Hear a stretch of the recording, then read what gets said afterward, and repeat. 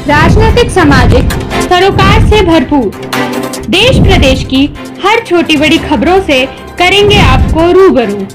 आइए रुक करते हैं आज के खबरों की ओर आपके अंदाज में। ताज़ा अपडेट के लिए चैनल को सब्सक्राइब, शेयर करें और बेल आइकन दबाना ना भूलें।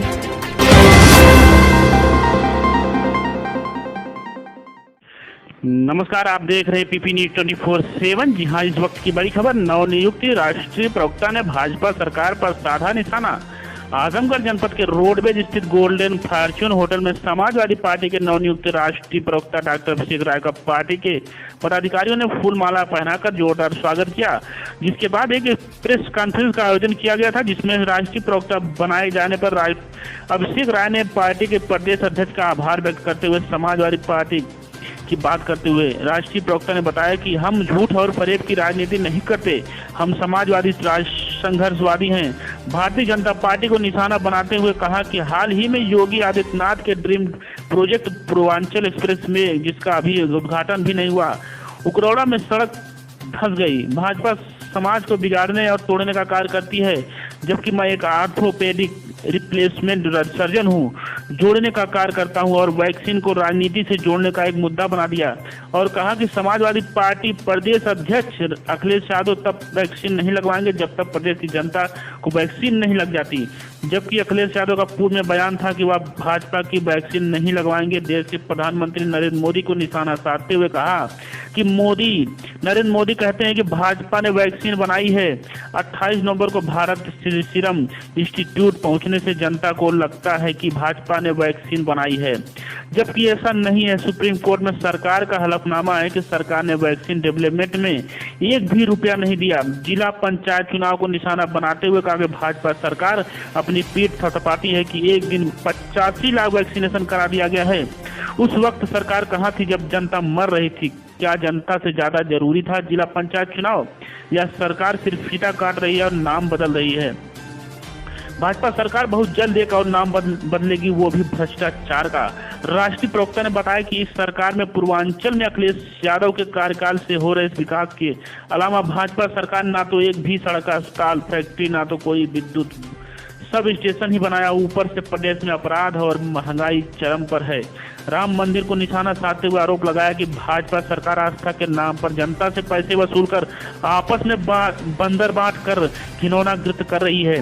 सवाल ये उठता है कि जिस मुद्दे को समाजवादी पार्टी के नवनियुक्त राष्ट्रीय प्रवक्ता ने आज उठाया है, क्या समाजवादी पार्टी के लोग इस मुद्दों पर जनता के लिए कभी सरकार के खिलाफ आवाज उठाई? क्या आंदोलन किया, सड़कों पर उतरे, नारेबाजी की? जबकि वही कांग्रेस पार्टी ने लगातार इस मुद्दे पर सवाल के खिलाफ आवाज भी उठाया, आंदोलन भी किया, नारेबाजी भी की। इस अवसर पर समाजवादी पार्टी के 6 बार से विधायक रह चुके पूर्व मंत्री दुर्गा प्रसाद यादव, निवर्तमान जिलाध्यक्ष हवलदार यादव, निवर्तमान महासचिव हरि प्रसाद दुबे, विधायक संग्राम यादव आदि पदाधिकारी मौजूद रहे। बाइट अभिषेक राय नवनियुक्त राष्ट्रीय प्रवक्ता। आइए देखें योगेंद्र प्रजापति की खास रिपोर्ट।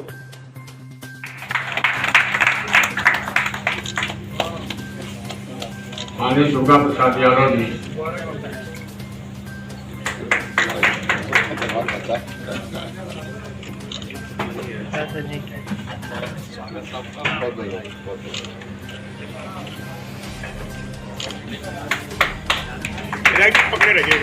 लालगंज के पूर्व विधायक भाई विजय स्वरूप जी, और इसी क्रम में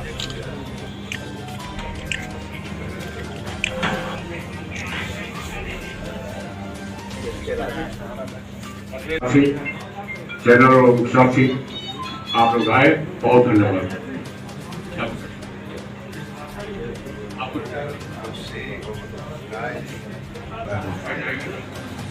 मूल रूप से ये डॉक्टर हैं और ऑपरेशन भी करते हैं, बिजी भी रहते हैं, लेकिन राष्ट्रीय अध्यक्ष की आभार प्रकट करना चाहता हूं कि उन्होंने मुझ जैसे छोटे से कार्यकर्ता को, मैं आजमगढ़ का बहुत छोटा सा कार्यकर्ता हूँ, यहाँ पार्टी संगठन में बहुत बड़े बड़े लोग बैठे हुए हैं, मेरे साथ मंचासीन बहुत बड़े बड़े लोग बैठे हुए हैं। इसके बावजूद माननीय राष्ट्रीय अध्यक्ष जी ने मुझे राष्ट्रीय प्रवक्ता आजमगढ़ से नियुक्त किया, तो ये मेरे लिए सम्मान की बात है।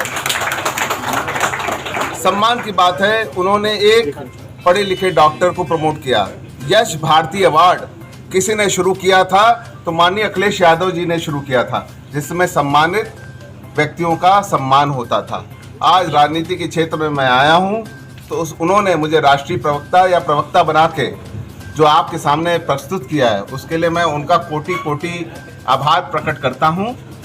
मैं एक चीज़ जानता हूं, झूठ और फरेब की राजनीति हम लोग नहीं करते। हम समाजवादी हैं, संघर्ष के आदी हैं, हम लोग मेहनत करते हैं। आप देखो, अभी पूर्वांचल एक्सप्रेस वे बन रहा था जिसको कोई और नाम दे दिया गया। हमने किस महीने में एक्सप्रेस वे बनाया, लखनऊ आगरा एक्सप्रेस वे, जिसमें फाइटर प्लेन भी उतरा। और आज अपने आजमगढ़ में ही एक गांव में जो पूर्वांचल एक्सप्रेस वे ये बना रहे हैं, उसमें रोड धंस गई। ये किस तरह का विकास है? ये समाज को बांटने का काम करते हैं, हम समाज को जोड़ने का काम करते हैं। मैं वैसे भी ऑर्थोपेडिक और रिप्लेसमेंट सर्जन हूं, जोड़ने का काम करता हूं। और समाज में आप ये देखें, ये समाजवादी पार्टी है, यहाँ भिन्न वर्ग के लोग बैठे हुए हैं, हर वर्ग के लोग बैठे हुए हैं। यहाँ हिंदू भी है, मुस्लिम भी है, सब लोग हैं। हम सब लोग एक साथ हैं, एकजुट हैं, समाजवाद की बात करते हैं। यहाँ किसी व्यक्ति विशेष को फेवरेट नहीं बनाया जाता। आज राष्ट्रीय अध्यक्ष जी ने मुझ जैसे युवा को, एक अन्य से कार्यकर्ता को राष्ट्रीय प्रवक्ता या प्रवक्ता बनाया। तो मैं आप मीडिया के बंधुओं से ये अपील करता हूं कि हम सबको मजबूत होना है, झूठ और फरेब की राजनीति में नहीं फंसना है। आप बताएं, कोरोना काल में क्या ये वैक्सीन बीजेपी ने बनाई थी? हमारे राष्ट्रीय अध्यक्ष के ऊपर बहुत कटाक्ष हुआ। राष्ट्रीय अध्यक्ष जी ने कहा था कि मैं बीजेपी की वैक्सीन नहीं लगाऊंगा, पर बीजेपी की वैक्सीन कहाँ बनी? ये वैक्सीन बनी एस्ट्राजेनेका कंपनी, ब्रिटिश जो गवर्नमेंट है, और भारत सीरम इंस्टीट्यूट के उससे। आप मुझे बताएं, आपके माध्यम से मैं ये पूछना चाहता हूं, माननीय प्राइम मिनिस्टर जी नरेंद्र मोदी जी, उन्होंने ये कहा कि हमने वैक्सीन डेवलप करी। 28 नवंबर को वो एक भारत सीरम इंस्टीट्यूट से पहुंच गए तो लोगों को लगा कि बीजेपी ने वैक्सीन डेवलप करी। ऐसा कुछ नहीं है। वैक्सीन सुप्रीम कोर्ट में सरकार का हलफनामा है 11 मई को। उन्होंने बोला कि ना हमने एक पैसा दिया है, ना एक कुछ दिया इस वैक्सीन को डेवलप करने में। कल सरकार अपनी पीठ थपथपा रही थी कि 85 लाख वैक्सीन उन्होंने लगा दी। अरे आपने ये वैक्सीन पहले क्यों नहीं लगाई? आपने पहली वैक्सीन ये क्यों नहीं लगाई? क्यों हमारे आदमियों को मरने दिया आपने? दूसरी वे में हम आप सब में जितने भी लोग हैं, कितने लोगों की जाने गई, कितने रिश्तेदारों की जाने गई, कितने परिवारों की जान गई। सरकार ने क्यों नहीं उसके लिए सोचा? अगर आप एक दिन में 85 लाख वैक्सीन लगा सकते हैं, क्यों नहीं वैक्सीनेट कर दिया? आपके लिए जिला पंचायत चुनाव जरूरी था, आपने क्यों नहीं इसे टाल दिया? आप बंगाल में ममता ओ दीदी कर रहे थे, क्यों नहीं यहाँ पे सरकार के लिए सोचा, यहाँ की जनता के लिए सोचा, यूपी के जनता के लिए क्यों नहीं सोचा, जिन्हें आपने 2/3 बहुमत दी? सोचने की बात है, समझने की बात है। मित्रों, अगर विकास चाहिए तो माननीय अखिलेश यादव जी की सरकार को लाना है। ये सरकार क्या कर रही है? फीता काट रही है, नाम बदल रही है। फीता काट रही हर चीज का और नाम बदल रही है। बहुत जल्दी एक और नाम बदलने वाला है, वो नाम है भ्रष्टाचार का। कुछ और नाम दे देंगे इसको। राम मंदिर पे हमें ले जाते हैं। अरे हम तो आस्था के पुजारी हैं, क्या हम सब हिंदू नहीं हैं? हम सब हिंदू हैं। हम सुप्रीम कोर्ट की गाइडलाइंस को मानते हैं और हम उसको पार्टी की तरह हम रखते हैं।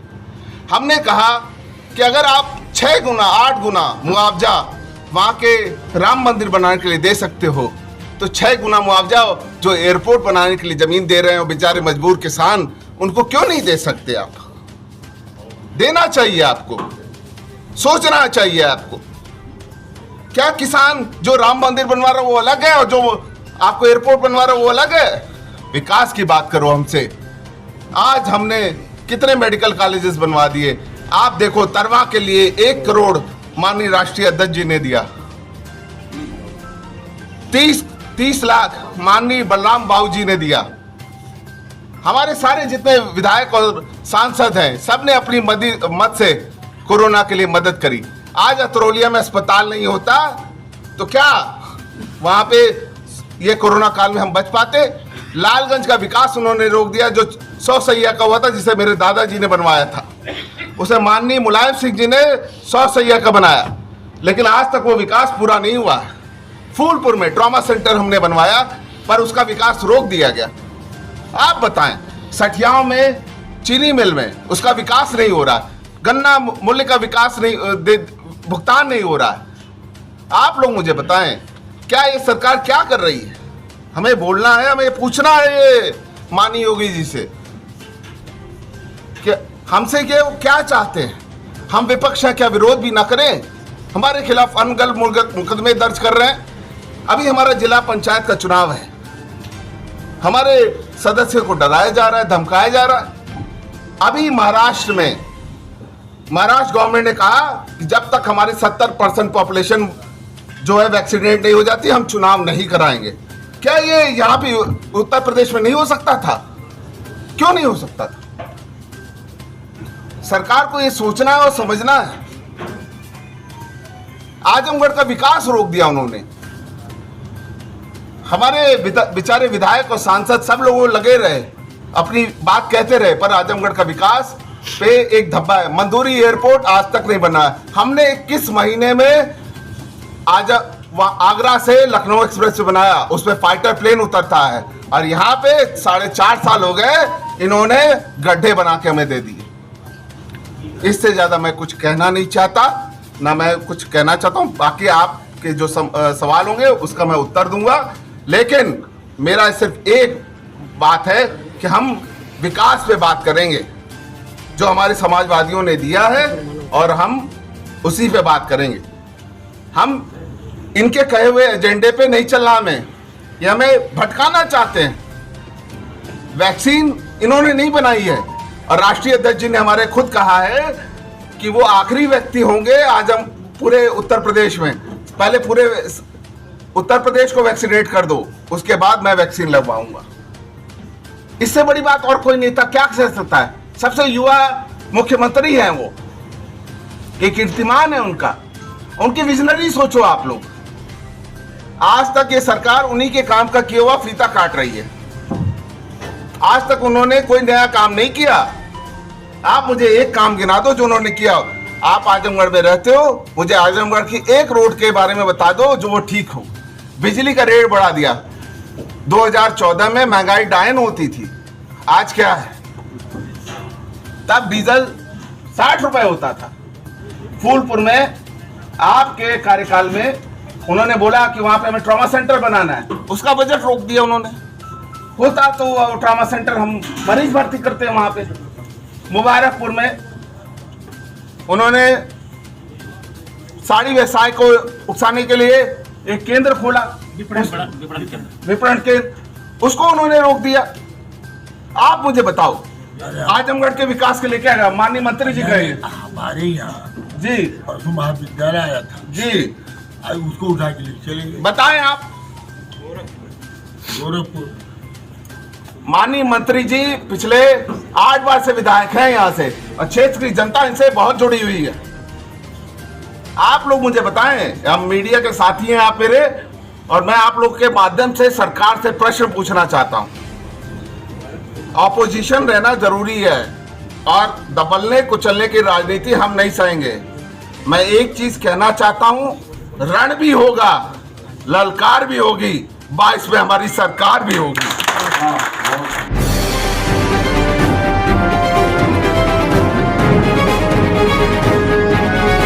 PP न्यूज़ 24/7 सच्चाई कलम की नोक पर।